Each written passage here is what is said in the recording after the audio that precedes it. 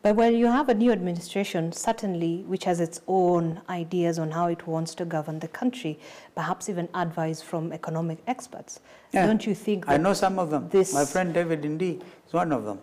Don't you think that this is what the president is running his government, his best But fit you to also do? cross-examine your closest advisors. Cross-examine. I don't think William Ruto, when I last checked, was a PhD in botany. He has ability to question some of those guys. All right? But really, the bottom line, Zainab, for me, is what I call a complete state capture.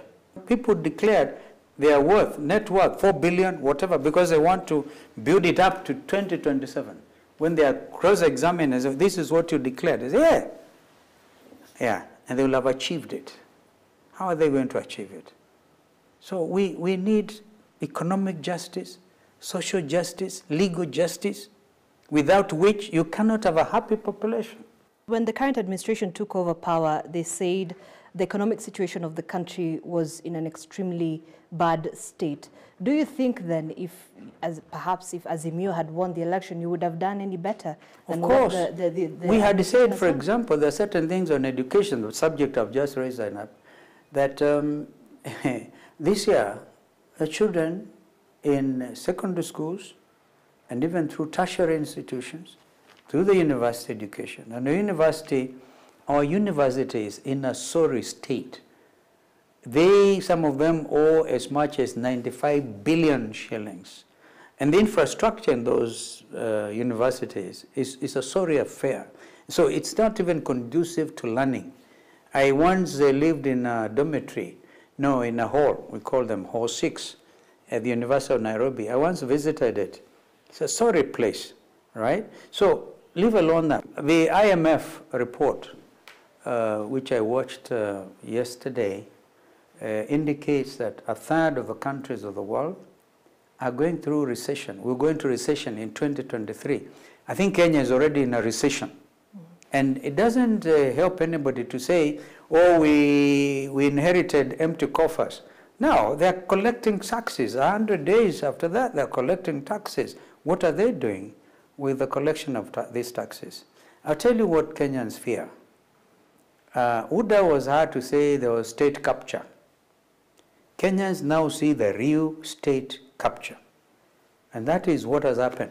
Dropping of all economic crimes-related cases on allegations that they were politically motivated. Why not allow for evidence to be adduced in court? And then Kenyans will judge for themselves.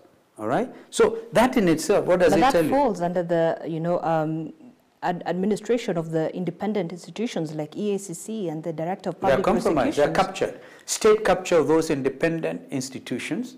State capture of parliament, I'm sorry to tell you. Because when Azimio la Umoja won the majority seats, UDA moved very quickly to buy out some of our affiliate parties. I don't want to mention them. State capture of parliament, so they can have a false majority. With it, elect a speaker. My brother, Moses Wetangula, all right, with whom I suffered so much during those days of COVID. We ate tear gas together with Moses, Masika Wetangula. He knows I was elected as speaker. I wish him well. That's an independent institution. For him, at least, I have little hope. I hope he doesn't allow state capture of the legislature. The executive, of course, is the executive. And then now the judiciary.